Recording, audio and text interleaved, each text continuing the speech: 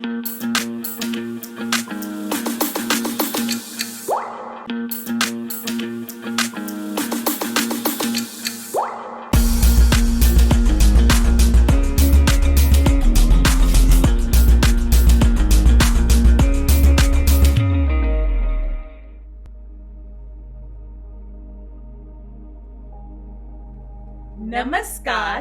जय सीता राम जी।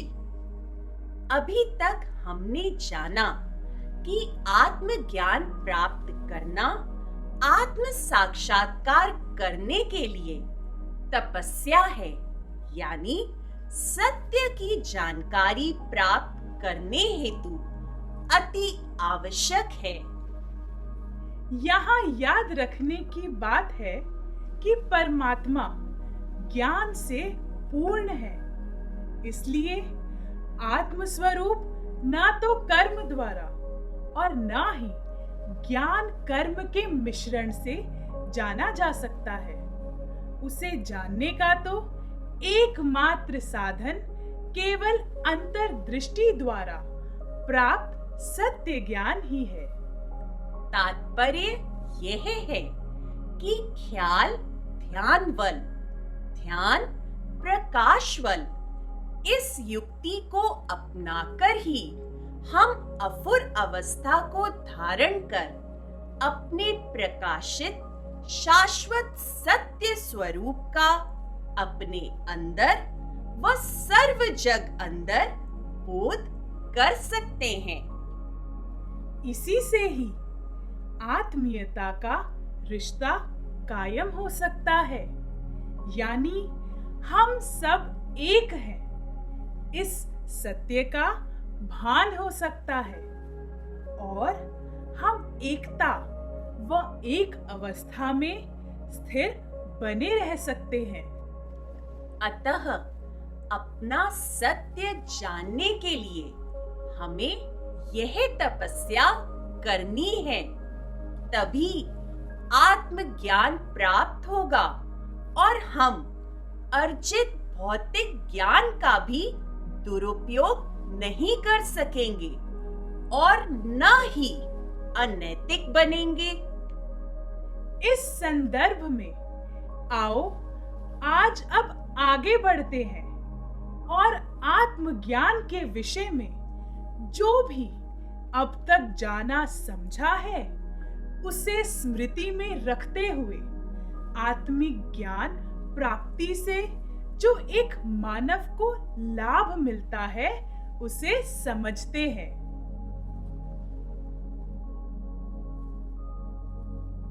आत्मिक ज्ञान प्राप्त करने वाला व्यक्ति ईश्वर वाचक प्रणव मंत्र ओम शब्द को ही अपना गुरु मान ईश्वर है अपना आप प्रकाश, इस सर्वोच्च सत्य का बोध कर लेता है, तभी तो वह निज असलियत स्वरूप व उसकी सर्वव्यापकता को जान कुदरती अंतर्निहित क्षमताओं व योग्यताओं से परिचित हो उनका सदुपयोग करने में सक्षम हो जाता है, वह धर्मज्ञ कहलाता है।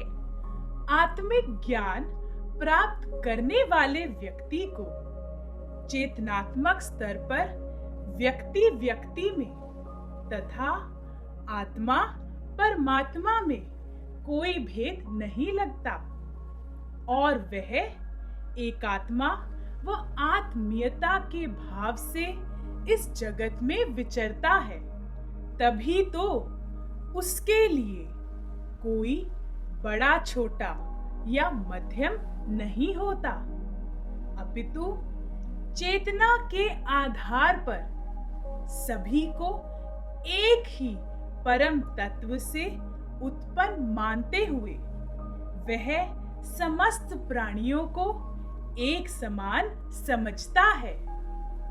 आत्मिक ज्ञान प्राप्त करने वाला व्यक्ति आत्मा की अजरता अमरता को जान जाता है, इसी कारण उसके लिए सुख दुख यानी जन्म मरण, रोग शोक, खुशी गमी, मान अपमान, अमीरी गरीबी, हार जीत व यश अपयश एक समान हो जाते हैं और मौत का भय समाप्त हो जाता है।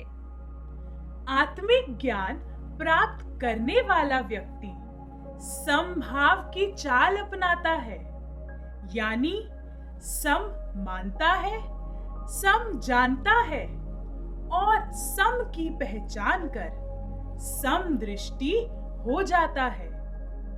याद रखो, यह प्राप्ति सुगम भी है और दुर्लभ भी।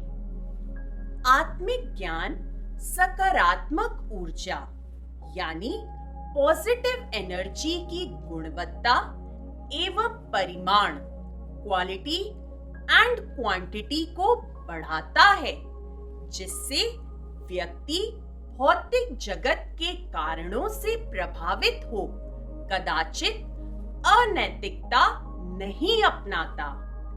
इस तरह भौतिकता एवं नैतिकता के मध्य संतुलन कायम होता है और व्यक्ति समरसता से जीवन यापन करते हुए सदा प्रसन्नचित बना रहता है।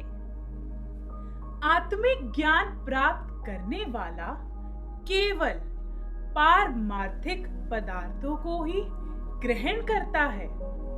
सांसारिक विषय उसके मन मस्तिष्क को प्रभावित नहीं कर पाते। अगर कभी ऐसा होता भी है तो वह समबुद्धि सहजता से उनका परित्याग करने में सक्षम होता है। तभी तो मन व इंद्रियों पर विजय पाने वाला वह जितेंद्रिय अपने मन, वचन, कर्म पर अधिकार रखने वाला वीर कहलाता है। आत्मज्ञान प्राप्त करने वाले व्यक्ति का अंतःकरण सदा विशुद्ध बना रहता है।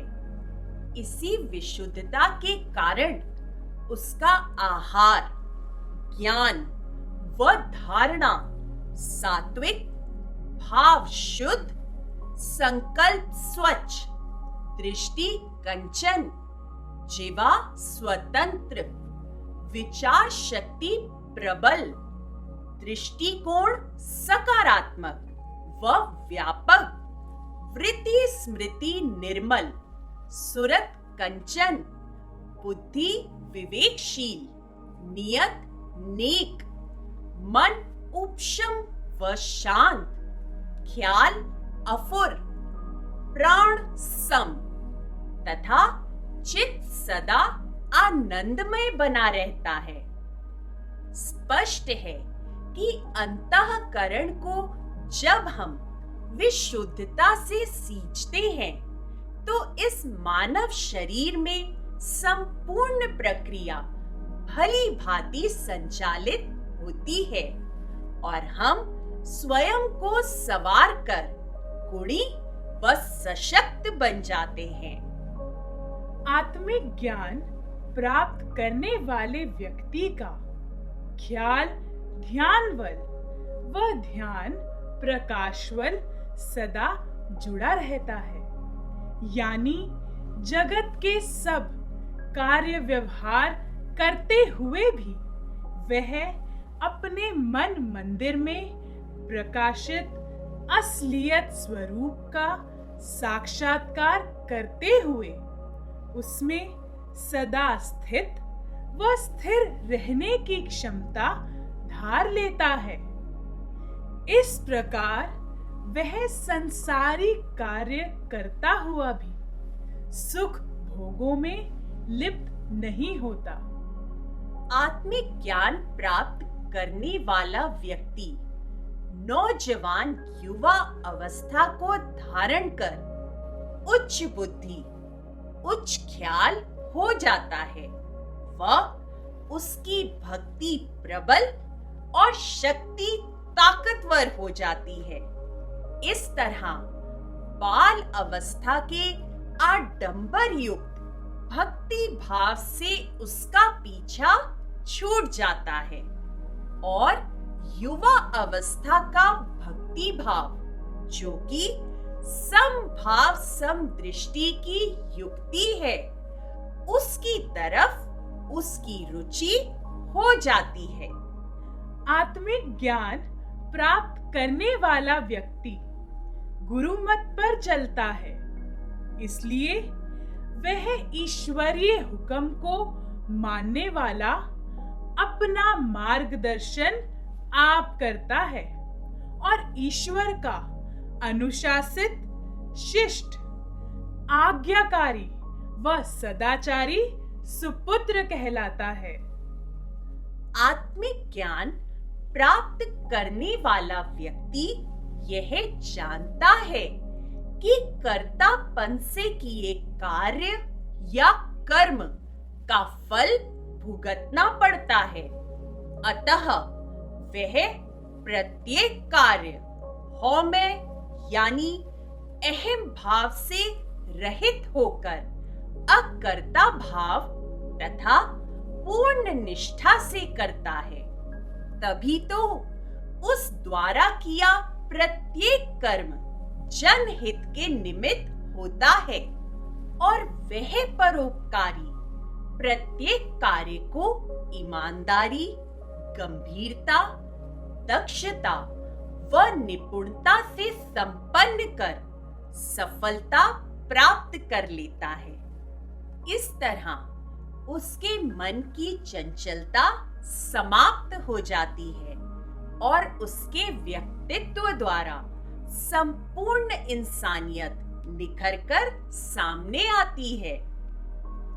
आत्मिक ज्ञान प्राप्त करने वाला व्यक्ति जांचो, तोलो, तुल खड़ोवो की युक्ति द्वारा अपने गुण दोषों को परखकर उनको सुधारने और संवारने की क्रिया के प्रति आजीवन सजग यानी पूर्णतः सचेतन बना रहता है। इस संदर्भ में वह अपने दोषों को बिना मान अपमान के हंसकर स्वीकारता है और उनका निवारण करने के लिए प्रतिपल अपने मन, वचन, कर्म पर एक चौकीदार की तरह जागृत रहते हुए पहरा देता है।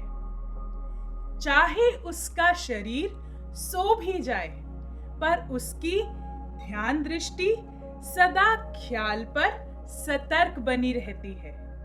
तभी तो अपने आप को विचार शब्द द्वारा पकड़ने वाला वह निर्विकारी खालिस सोना हो जाता है। आत्मिक ज्ञान प्राप्त करने वाला व्यक्ति अपने अत्यंत सुंदर आत्म स्वरूप का दर्शन कर नश्वर जगत के मायावी आकर्षण से सहज ही विमुख हो जाता है। इसलिए तो जगतीय विषय विकार यानी काम, क्रोध, लोभ, मोह व अहंकार उसको प्रभावित नहीं कर पाते और वह निष्कामी सदा अपने स्थान पर स्थिर बना रहे, सबसे निर्लिप्त बने रहने में कामयाब हो जाता है। आत्मिक ज्ञान प्राप्त करने वाले व्यक्ति की शारीरिक, मानसिक व आत्मिक स्वस्थता पूर्ण रूपेण बनी रहती है। अन्य शब्दों में, प्रत्येक परिस्थिति में उसका हृदय, दिमाग और शरीर तीनों समरसता से ठीक बने रहते हैं और इस तरह वह वज्र अवस्था को धारण कर अफुर हो जाता है। आत्मिक ज्ञान प्राप्ति कर वह सजनता का प्रतीक सबको अपना सजन मानता है। इस तरह सबको सजन सदता है, सजन सदवाता है, और सजन ही पहरेवा पाकर मन वचन कर्म द्वारा हर एक प्राणी के साथ सजनता का वर्ताव करता है। यही कारण है कि उसका आचार, विचार व व्यवहार सत्ययुक्त व न्याय संगत हो जाता है और सब उसके एवं वह सबका प्रिय बन जाता है। आत्मिक ज्ञान को प्राप्त करने वाला न केवल घर परिवार के प्रत्येक सदस्य के प्रति अपना फर्ज अदा हंसकर निष्काम भाव से निभाता है, अपितु वह तो सार्वजनिक हित को ध्यान में रखते हुए सबकी उन्नति के निमित्त अपने मन, वचन, कर्म द्वारा भरसक धर्म संगत पुरुषार्थ भी करता है। इसलिए तो वह कर्तव्य परायण कुलदीपक व कुल चानना कहलाता है और अपना घर सतयुग बना विश्राम को पाता है। आत्मिक ज्ञान प्राप्त करने वाला आत्म भाव से शासित होकर सार्वभौमिक एकता व शांति के लिए काम करता है। इस हेतु शारीरिक व मानसिक कष्ट सहकर भी वह बड़े से बड़ा आत्म त्याग दिखाने से नहीं सकुचाता। तभी तो वह विश्व के सभी प्राणियों की रक्षा का दायित्व निर्भयता से निभा पाता है और परोपकारी कहलाता है। आत्मिक ज्ञान प्राप्त करने वाले आत्मनिर्भर मानव का आत्मविश्वास व आत्मिक बल महान होता है।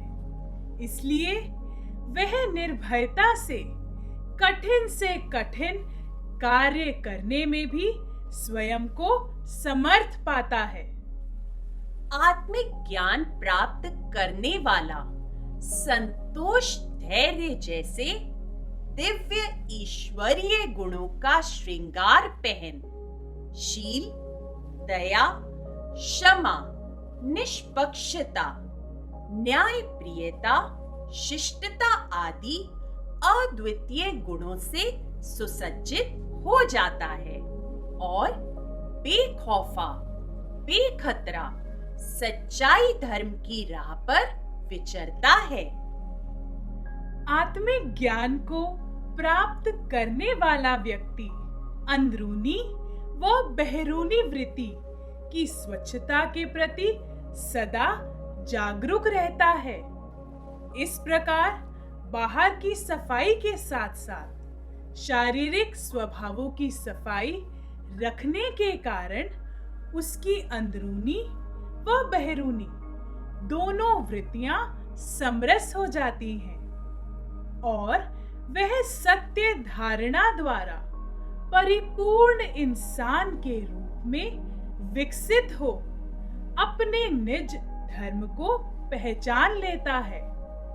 इस तरह वह बहादुर, समझदार, बुद्धिमान, सत्यनिष्ठ व धर्मपरायण कहलाता है और विकारों से अपनी रक्षा खुद करने में सक्षम हो आत्मविजयी हो जाता है। विचार, सत जबान, एक दृष्टि, एकता, एक अवस्था को पकड़ने से आत्मज्ञानी के अंदर कोई संकल्प बाकी नहीं रहता। इस तरह वह युगों युगांतरों से चले आ रहे संकल्प के रोने झुकने के स्वभाव से निजात पा, यानी संकल्प पर फतेह पा आवागमन से मुक्त हो जाता है।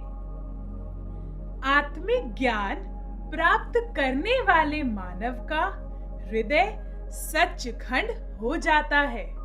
तभी तो उसके पावन हृदय में शंख, चक्र, गदा, पद्मधार सत्वस्तु प्रकट हो जाती है। यानी उसमें निरंकार का वास हो जाता है और उसकी यश कीर्ति की सुगंधी देवलोक को भी मात कर देती है। आत्मिक ज्ञान प्राप्त करने वाला व्यक्ति एक निगाह, एक दृष्टि, एक दर्शन में समरसता से स्थित हो जाता है।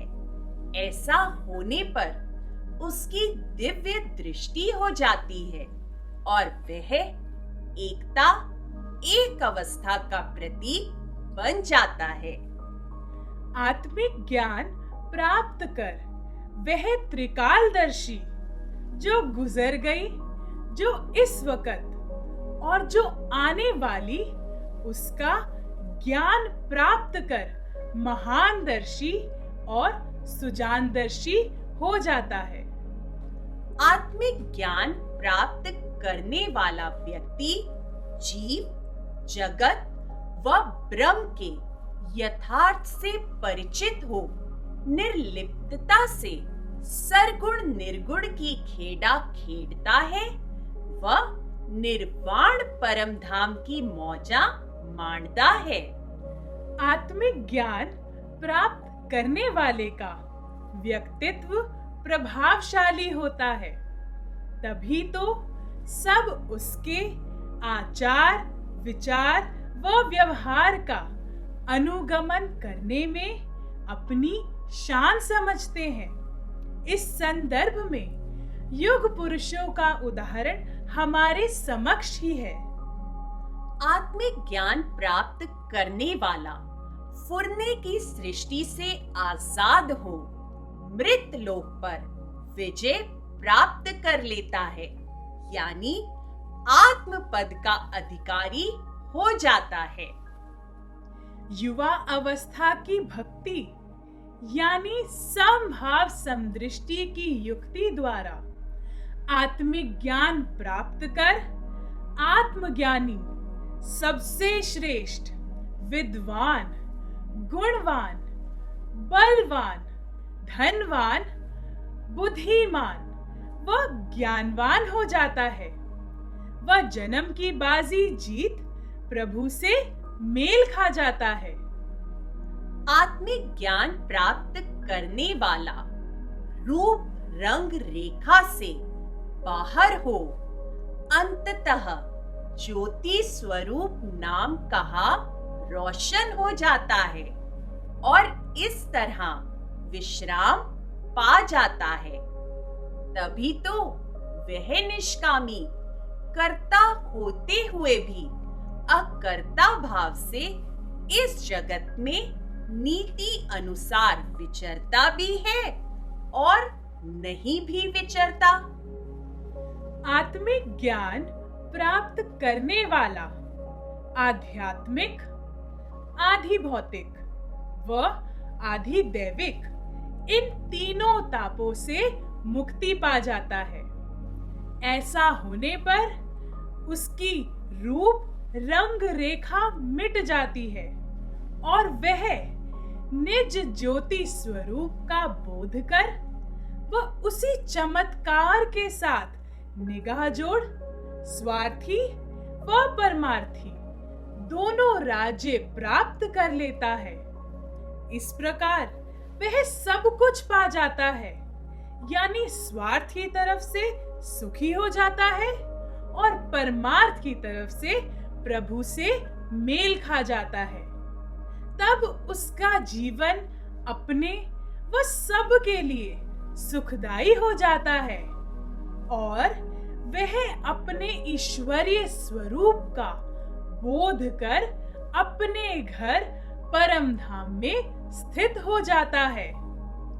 अंततः हम कह सकते हैं कि एक आत्मज्ञानी मानसिक शांति प्राप्त करने के लिए न केवल विभिन्न आडंबर युक्त कर्म कांडों जैसे मंदिर मस्जिद, समाज गुरुद्वारों, जंगलों पहाड़ों व तीर्थ स्थानों आदि में जाने के भटकाव से बच जाता है, अपितु पाठ पूजा, व्रत नेम, जप तप, भजन बंदगी सिमरण, सेवक स्वामी, भक्त भगवान, गुरु चेले आदि विभिन्न प्रकार के बाल अवस्था के भक्ति भावों से भी छुटकारा प्राप्त कर लेता है। यही नहीं, एक आत्मज्ञानी अविद्या के कारण उत्पन्न अज्ञानता, जड़ता व अचेतनता से भी निजात पा जाता है और इस तरह आदि व्याधि के कष्टों, तनाव व अशांति से छुटकारा पा सदा के लिए प्रसन्नचित्त व शांत हो जाता है। फिर वह जो भी करता है वह अपनी चेतना शक्ति द्वारा ही करता है, यानी उस समबुद्धि समदृष्टा को किसी अन्य बाह्य स्रोत से ज्ञान प्राप्त करने की आवश्यकता नहीं रहती। यही सचेतनता फिर व्यक्तिगत समरसता और सामंजस्यता को अनुभव करने की सक्षमता को बढ़ा उसे पूर्ण चैतन्य स्वरूप में स्वतंत्रता से स्थित कर देती है। उपरोक्त महत्ता के दृष्टिगत आप भी आत्मिक ज्ञान को प्राप्त करने के लिए अपने अंदर प्रबल इच्छा पैदा करो और उसको आत्मसात करने के लिए सही ढंग से यत्नशील हो जाओ। इस हेतु अपने गुण दोषों का सूक्ष्मता आत्म विश्लेषण करो व फिर पाई कमियों अथवा विकारों को परित्याग कर आत्म संयम द्वारा आत्म सुधार करो। इस तरह मन और इंद्रियों के उकसाने पर भी अपने आचार विचार पर अपना अधिकार बनाए रखो, ताकि जो भी जीवन में सिद्ध करना चाहते हो वह ब्रह्म भाव में बने रहे, सहजता से सिद्ध कर पाओ और अंत परम धाम पहुंच विश्राम को पाओ। अंत में वैश्विक स्तर पर हमारी हर मानव से प्रार्थना है कि वह अंतर्लीन होकर खुद तो आत्मज्ञान प्राप्त करे ही, साथ ही अन्यों को भी इसके प्रति जागृति में ले आए, ताकि हर मानव आत्मिक ज्ञानी बन पुनः सतयुगी संस्कृति को अपनाने के योग्य बन जाए और सतयुग की ओर कदम बढ़ाए। इन्हीं शब्दों के साथ नमस्कार। जय सीताराम जी।